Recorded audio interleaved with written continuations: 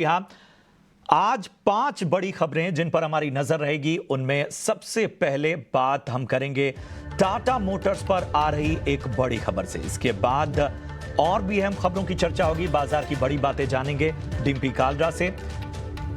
Semiconductor में स्वदेश शक्ति 5:15 बजे हमारा खास सेगमेंट होगा, जिसमें अभिषेक सत्यव्रतम आपको इस स्वदेश शक्ति के बारे में जानकारी देंगे। साइबर फ्रॉड पर अब चक्षु की नजर होगी, बताएंगे अनुराग शाह। नहीं कम होगी शुगर की मिठास, जी हां, आखिर क्या है खबर, बताएंगे विश्व मोहन। इसके अलावा और भी अहम खबरों पर रहेगी हमारी खास नजर।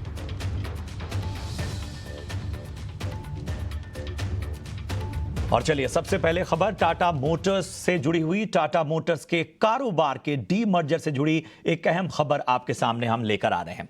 टाटा मोटर्स के बोर्ड ने कारोबार के डीमर्जर को मंजूरी दे दी है। कारोबार को 2 लिस्टेड कंपनियों में बांटने की योजना है। पूरी जानकारी के साथ हमारी सहयोगी अशेषा जुड़ चुकी हैं। अशेषा, बताएं आखिर क्या जानकारी सामने आ रही है? जी हाँ, बड़ी खबर आती हुई नजर आई, जहां board of directors, Tata Motors के बोर्ड ऑफ डायरेक्टर्स ने डीमर्जर का प्रपोजल अप्रूव किया है। कंपनी अब 2 हिस्सों में बट जाएगी। एक होगा कमर्शियल व्हीकल सेगमेंट और दूसरा होगा passenger vehicle segment. Passenger vehicle segment में पैसेंजर व्हीकल के साथ उनका JLR जो जैगुआर लैंड रोवर का बिजनेस है, अब्रॉड का बिजनेस, वो भी होगा। उसके साथ साथ इलेक्ट्रिक व्हीकल का भी बिजनेस पैसेंजर व्हीकल सेगमेंट में होगा। तो as a percentage of revenue बात करें तो ये पैसेंजर व्हीकल सेगमेंट करीब 82% रेवेन्यू कंपनी इस सेगमेंट से जनरेट करती है। तो ये बड़ा सेगमेंट होगा, लेकिन JLR में डेट कंसर्न्स भी है, तो वो भी इस सेगमेंट में आते हुए नजर आएंगे। इसके अलावा बात करें तो कंपनी पहले से ही इंडिपेंडेंटली सब सेगमेंट्स ऑपरेट करती थी। 2021 से ही इंडिपेंडेंटली सब सेगमेंट्स ऑपरेट करते थे और इंडिपेंडेंट CFOs भी है। तो वैसे बात करें तो इंटीग्रेशन काफ़ी कम है, तो उस एंगल से इंडिपेंडेंस हमेशा से रही है। मैनेजमेंट ने टाइमलाइन की भी बात की है। मैनेजमेंट का मानना है कि सभी अप्रूवल्स मिलते मिलते अगले 12 से 15 महीनों में ये डीमर्जर कंप्लीट होता हुआ नजर आ सकता है। मैनेजमेंट का मानना है कि सभी स्टेक होल्डर्स के लिए ये बेनिफिशियल होगा। इंडिपेंडेंट कंपनीज अपने रिस्पेक्टिव बिजनेसेस में ग्रो कर पाएगी, एक्सेल कर पाएगी। सभी स्टेक होल्डर्स, एम्प्लॉयज़ की बात करें या शेयर होल्डर्स की बात करें, सभी के लिए ये बेनिफिशियल होगा। तो हाँ, बड़ी खबर आती हुई नजर आई जब कंपनी डीमर्ज करने वाली है अपना कारोबार। एक होगा कमर्शियल व्हीकल सेगमेंट और दूसरा होगा पैसेंजर व्हीकल सेगमेंट, जहाँ इलेक्ट्रिक व्हीकल और जैगुआर लैंड रोवर का बिजनेस होगा। और 12 से 15 महीनों में ये डीमर्जर कंप्लीट होता हुआ नजर आ सकता है। बहुत बहुत शुक्रिया करेंगे अशेषा इस अहम जानकारी के लिए। चलिए इस बड़ी खबर के बाद बढ़ते हैं बाजार की ओर। नया शिखर बनाने के बाद बाजार हल्की बढ़त के साथ आज बंद हुए। निफ्टी करीब 30 अंक चढ़कर 22,400 के ऊपर बंद रहने में कामयाब हुआ। बैंक निफ्टी में करीब 160 अंकों की मजबूती नजर आई। बाजार में वैसे दिन में एक वक्त पे दायरे में भी कारोबार रहा। एक्शन क्या रहा दिन भर का, बता रहे हैं हमारे सहयोगी डिम्पी कालरा। आज मार्केट के अंदर एक कंसोलिडेशन का दिन रहा। कुल मिला के बाजार ने जो सैटरडे का एक छोटे दायरे का काम किया आज का था, थोड़ा सा उसका एक्सटेंशन भरा आज मार्केट बिल्कुल ही स्लाइटली और आराम से चला और बहुत ही पोलाइट मूड में था। आज निफ्टी ने अच्छा काम जो किया, पहले मैं वो बताता हूँ। पहले अच्छा काम यह है कि 22,200 के ऊपर बैक टू बैक हमको 2 बार क्लोजिंग मिल चुकी है। 22,200 हमारा सपोर्ट है। 22,500 के हम एक अटैम्प्ट ले रहे हैं। ऑलमोस्ट हम डेज हाई पे तो बंद नहीं करके गए, बट हाँ 22,400 के इर्द गिर्द हमने क्लोजिंग की है। ये पहला अच्छा पॉइंट है।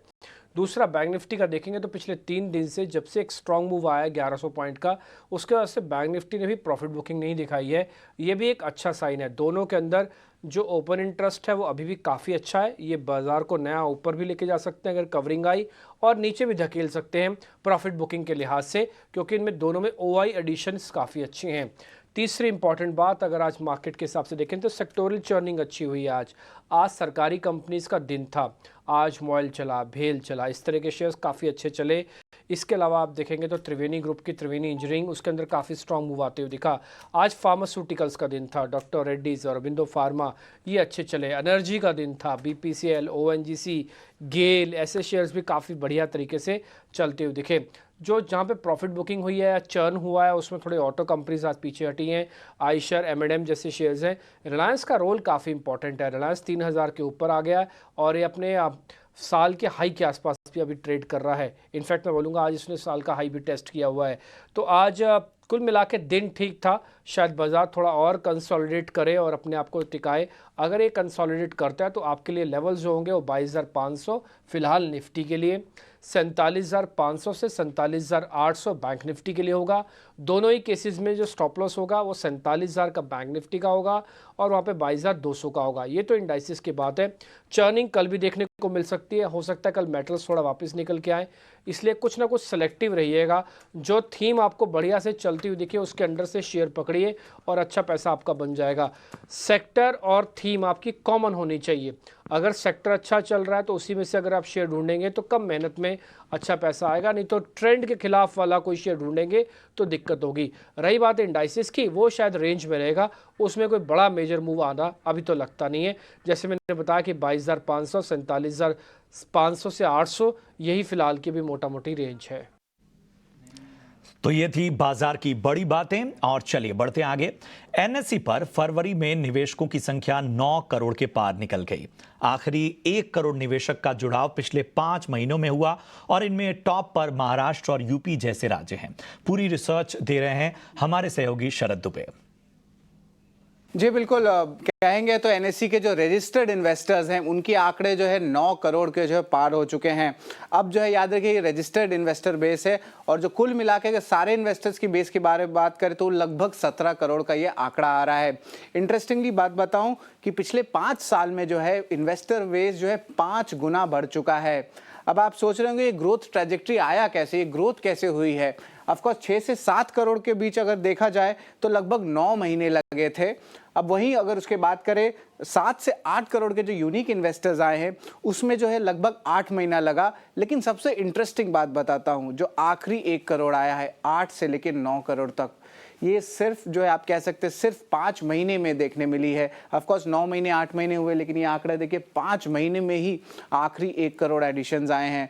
लेकिन अक्टूबर 2023 से जो है नए इन्वेस्टर्स कहाँ पे आए हैं, कौन से स्पेस में, कौन से सेगमेंट में जो है सबसे ज़्यादा ग्रोथ देखने मिले, तो उत्तर भारत में देखिए 42% नए जो है निवेशक आए हैं और इसके अलावा जो है वेस्ट इंडिया और साउथ इंडिया में भी एक अच्छी इंप्रूवमेंट देखने मिली है। अब सवाल उठता है कि कौन से ये स्टेट्स हैं जहाँ पे सबसे ज़्यादा नए निवेशक देखने मिले हैं इस पीरियड में। तो 2 अहम स्टेट्स आते हैं। सबसे पहला है उत्तर प्रदेश, उसके बाद आता है महाराष्ट्र, जहाँ पे आप कह सकते हैं 1/4 जो टोटल एडिशंस हुए हैं नए इन्वेस्टर्स के अक्टूबर 2023 से, यहाँ इन दोनों ही प्रांत में देखने मिले हैं। ऑफ कोर्स यहाँ पे भी एडिशंस जो है अच्छी देखने मिल रही है। इसके अलावा ये जो यूनिक रजिस्टर्ड इन्वेस्टर्स के अलावा जो है 46% जो टोटल नए इन्वेस्टर्स हैं वो पिछले 5 महीने में डिस्ट्रिक्ट्स में आए जो टॉप 100 डिस्ट्रिक्ट्स के बाद है। इसका मतलब आप सोचिए कि जो भारत का सेगमेंट है टियर 2 टियर 3, यहाँ पे रिटेल पार्टिसिपेशन में बहुत एक अच्छी स्ट्रेंथ देखने मिली है।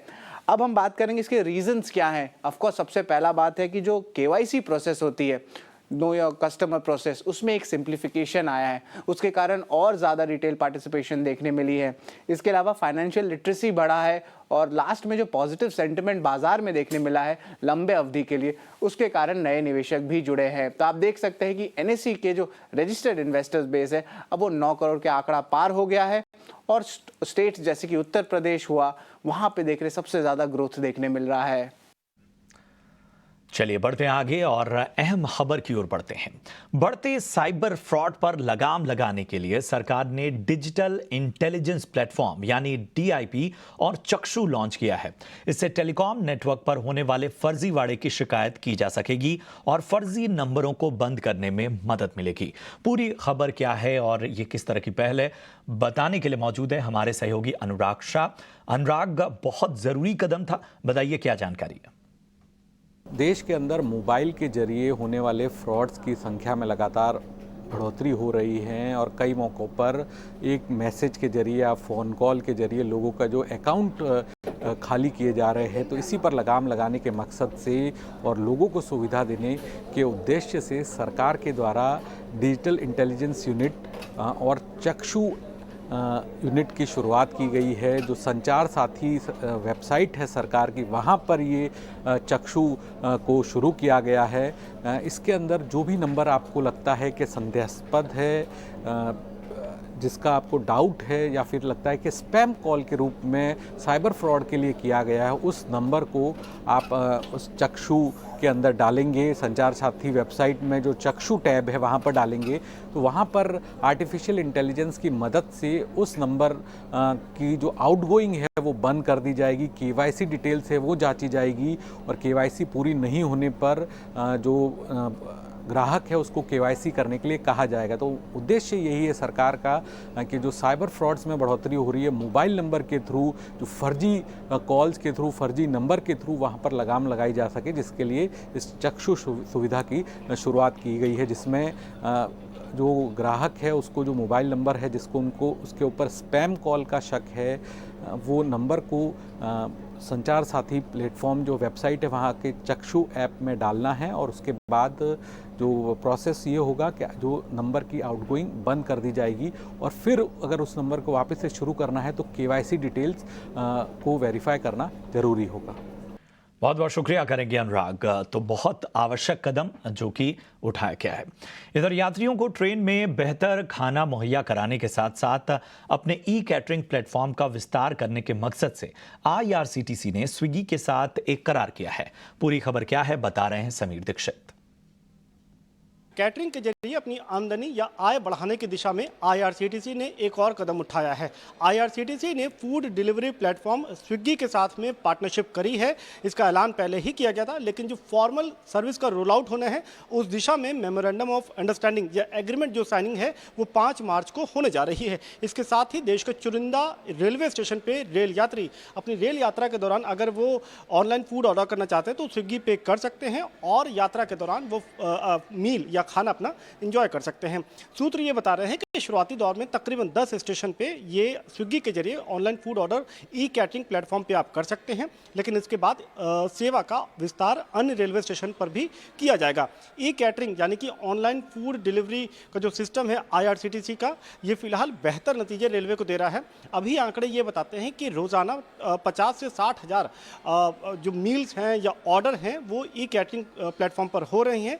IRCTC का लक्ष्य है कि इसको 1 लाख या पार ले जाना है और उस दिशा में IRCTC कई और प्लेयर्स के साथ में टाई अप कर रही है। स्विगी के साथ में ये पार्टनरशिप हो चुकी है। IRCTC की कोशिश ये है कि और प्लेयर्स के जरिए वो टाई अप कर पाए और ये जो आंकड़ा है 1 लाख का उसको जल्द वो पार कर पाए। तो रेल यात्रियों के लिए भी ये अच्छी बात है कि अगर वो रेल यात्रा के दौरान अलग अलग मील एंजॉय करना चाहते हैं, डिफरेंट वैरायटी फूड एंजॉय करना चाहते हैं, तो अब वो स्विगी के जरिए ई कैटरिंग प्लेटफॉर्म पे इस सुविधा का लाभ उठा पाएंगे। बहुत बहुत शुक्रिया समीर इस अहम जानकारी के लिए। एडलवाइस म्यूचुअल फंड की CEO राधिका गुप्ता का कहना है कि फाइनेंशियल सेक्टर में महिलाओं की बढ़ती भागीदारी बेहद खुशी की बात है, साथ ही इससे देश की तरक्की को नया आयाम मिलेगा।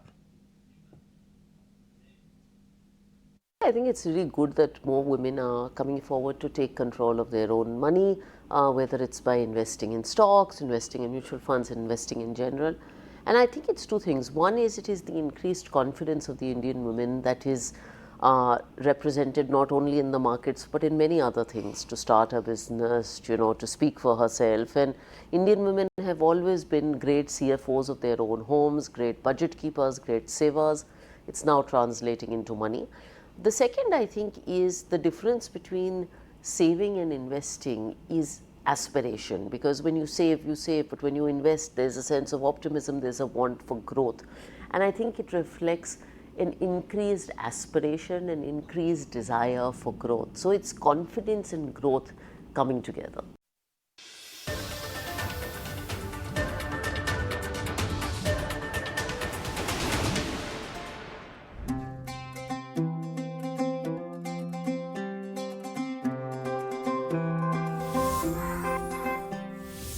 की हूँ कोई बच्ची नहीं, नई हूँ पर कच्ची नहीं। मानो या ना मानो तुम, कुछ बड़ा करने की है बारी यही, भविष्य देश का लिखने की तैयारी यही। बचपन से अब तक मेरी माटी ने दुलारा, आज मुझको है मेरे देश ने पुकारा।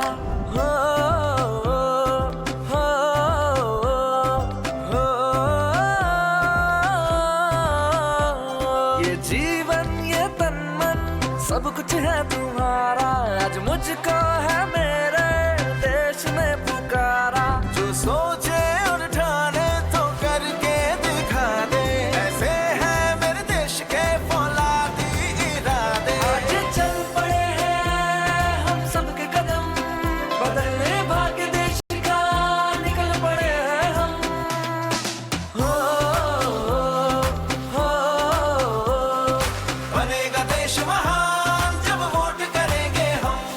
कश्मीर से कन्याकुमारी है सब अपने, यहाँ पे कोई बेगाना नहीं। हम तो यहाँ पे सब देश के दीवाने, तो हमसे कोई टकराना नहीं। आवाज यही, अधिकार यही, आजादी का पुरस्कार यही, लोकतंत्र का पहले संस्कार यही, संस्कार यही। अपनी यारी की खाओ कसम, करेंगे अपना पहला वोट देश के लिए हम। ये जीवन ये फर्स्ट टाइम जी सर, सब कुछ है तुम्हारा, आज मुझको है मेरे देश ने पुकारा।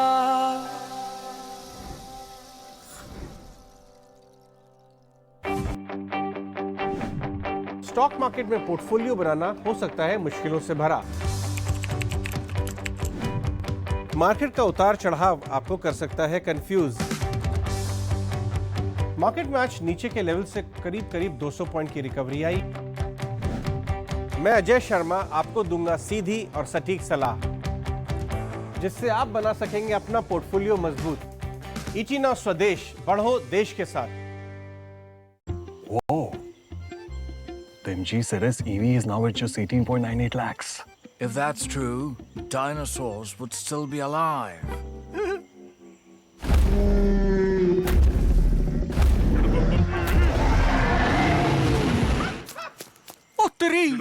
Yes, the MG ZS EV 2024 with its 461-kilometer range now starts at an unbelievable price of rupees 18.98 lakhs. Get ready for the biggest movie festival. 100 Mania is back with season 11. Tune into Movies Now. Catch the unique code flashing in the movie. WhatsApp the code on this number. Receive the question and select the right answer. And stand the chance to win the prize of the day. 100 Mania Season 11. Every night at 8:45. Only on Movies Now and Movies Now HD.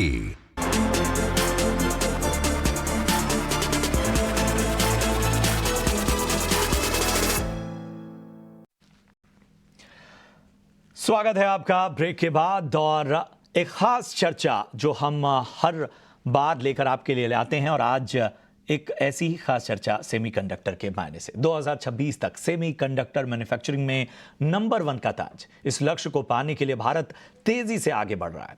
Semiconductor निर्माण के लिए भारी भरकम निवेश हो रहा है। 3 और सेमीकंडक्टर प्लांट लगाने को मंजूरी मिल चुकी है। 100 दिनों के अंदर इस पर काम शुरू हो जाएगा। और भी बहुत से पहलू हैं जिसके बारे में हम चर्चा करेंगे, लेकिन बड़ी बातें क्या हैं भारत में सेमीकंडक्टर निवेश के लिए, जानते हैं हमारे सहयोगी अभिषेक सत्यव्रतम से। सेमीकंडक्टर यानी कि चिप के बाजार में भारत अपनी धाक जमाने को तैयार है, और इसी कड़ी में कैबिनेट ने 3 चिप मैन्युफैक्चरिंग प्लांट्स को मंजूरी दे दी है, जिस पर कि करीब 1.25 लाख करोड़ रुपए का निवेश किया जाएगा। इसके तहत ताइवान, कोरिया या फिर चीन जैसे जो देश हैं जो चिप के बड़े मैन्युफैक्चरर हैं, उस पर ना सिर्फ भारत की निर्भरता कम हो जाएगी, बल्कि भारत को उम्मीद है, आईटी मंत्री अश्विनी वैष्णव ने उम्मीद जताई है कि भारत एक बड़ा मैन्युफैक्चरिंग नेशन भी चिप के क्षेत्र में बन जाएगा। आपको बता दें कि 2020 से 2023 के बीच में जब चिप की यानी कि इंटीग्रेटेड सर्किट की जब कमी हुई थी, उससे auto, computer, mobile phone, game, ऐसी तमाम इंडस्ट्रीज, करीब करीब 170 इंडस्ट्रीज सप्लाई चेन के इश्यूज के चलते प्रभावित हुई थी, और तभी भारत को यह सोच आई कि सेमीकंडक्टर के मैन्युफैक्चरिंग में उतरना चाहिए। यहां पर जो सबसे ज्यादा इंपैक्टेड जो सेक्टर था वो था कंज्यूमर इलेक्ट्रॉनिक्स का, और इसके साथ साथ ऑटो का, इलेक्ट्रॉनिक व्हीकल्स का। तो कैबिनेट ने ये 1,26,000 करोड़ के निवेश वाले 3 चिप प्रोजेक्ट्स को मंजूरी दी है। अगले 100 दिनों में कंस्ट्रक्शन शुरू हो जाएगा, और इससे 20,000 एडवांस टेक्नोलॉजी वाले जॉब के मौके पैदा होंगे, और अप्रत्यक्ष रूप से अगर बात करें तो करीब करीब 60,000 नौकरियों की रोजगार के मौके इससे पैदा होंगे। 3 जो प्लांट जो लगाए जाएंगे उसकी आपको हम जानकारी दे दें।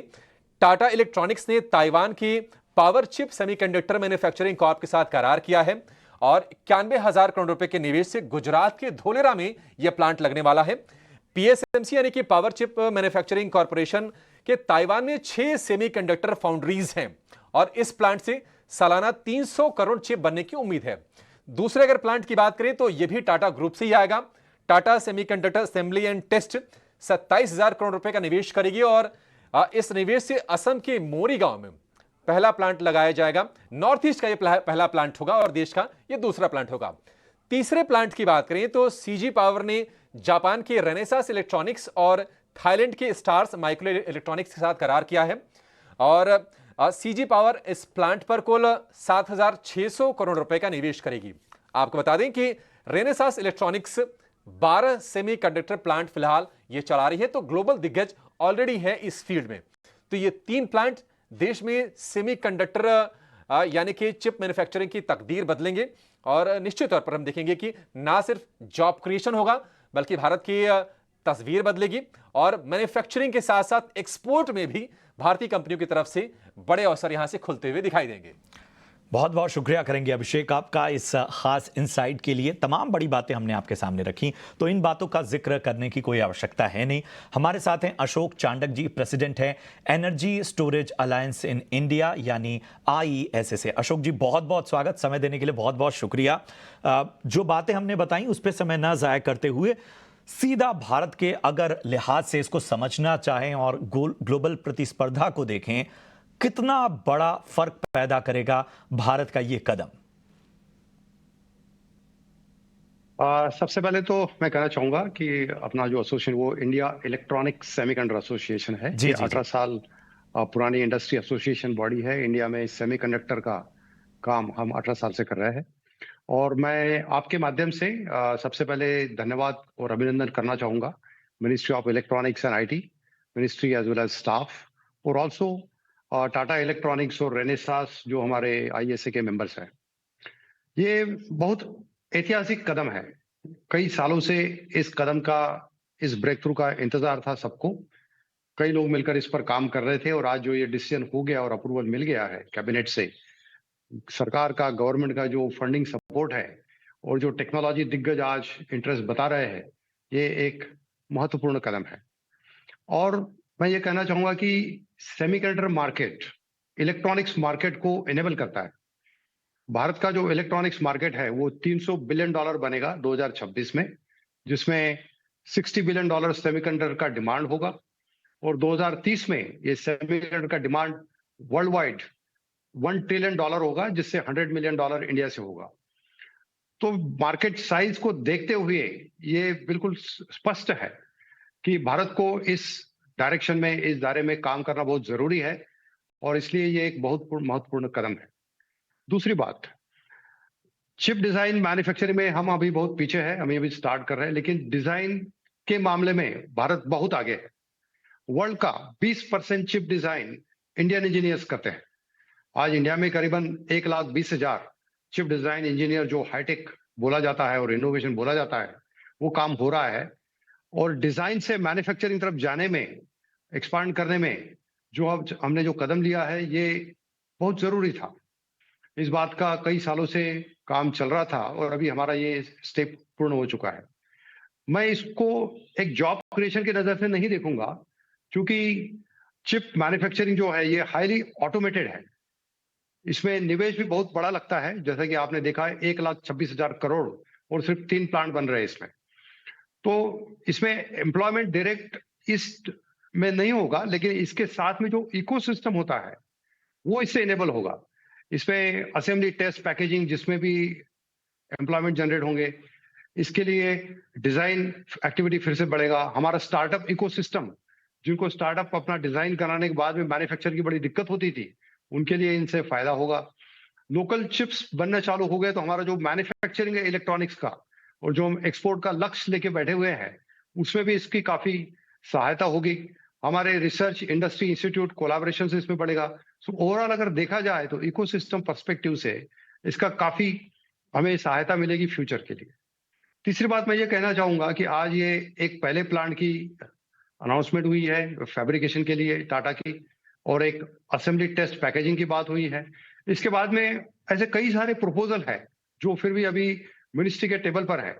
Honourable minister mister Raju Chandrashekhar, minister of state mister Raju Chandrashekhar, उन्होंने हाल ही में बताया था कि करीबन $26 बिलियन के प्रपोजल अभी हमारे टेबल पर है। यह इस बात को दर्शाता है कि भारत में चिप मैन्युफैक्चरिंग के लिए वर्ल्ड के बड़े से बड़े कंपनियों को इंटरेस्ट है, जो कि पहले नहीं था। तो ये टॉपिक काफी बदल चुका है। इसके साथ में एक और बात को अमल करना चाहिए कि आज से 5 साल पहले भारत की कोई भी कंपनी चिप मैन्युफैक्चरिंग के लिए आगे नहीं आई थी। वो डिजाइन जरूर करते थे लेकिन मैन्युफैक्चरिंग के लिए आगे नहीं थे। आज आप देखिए टाटा आगे है, बाद में सीजी पावर, उसके साथ में केन्स, बिल्कुल सर, बिल्कुल सर। समय की कमी है सर, समय की कमी है और इसलिए जाहिर सी बात है उन सारी बड़ी बातों को हमने अपने दर्शकों के सामने ग्राफिक्स के जरिए भी रखा है। आपने हमें समय दिया और इस चर्चा में शामिल हुए उसके लिए बहुत बहुत शुक्रिया। तो ये थे IESA के प्रेसिडेंट अशोक चांडक साहब और पूरा एक कह सकते हैं 360 डिग्री एनालिसिस व्यू उन्होंने रखा कि आखिर ये कितना बड़ा कदम है। बहुत बहुत धन्यवाद सर जुड़ने के लिए, समय देने के लिए। फिलहाल इस चर्चा में इतना ही, दीजिए हमें इजाजत। आप देखते रहिए ET नाउ स्वदेश। नमस्कार।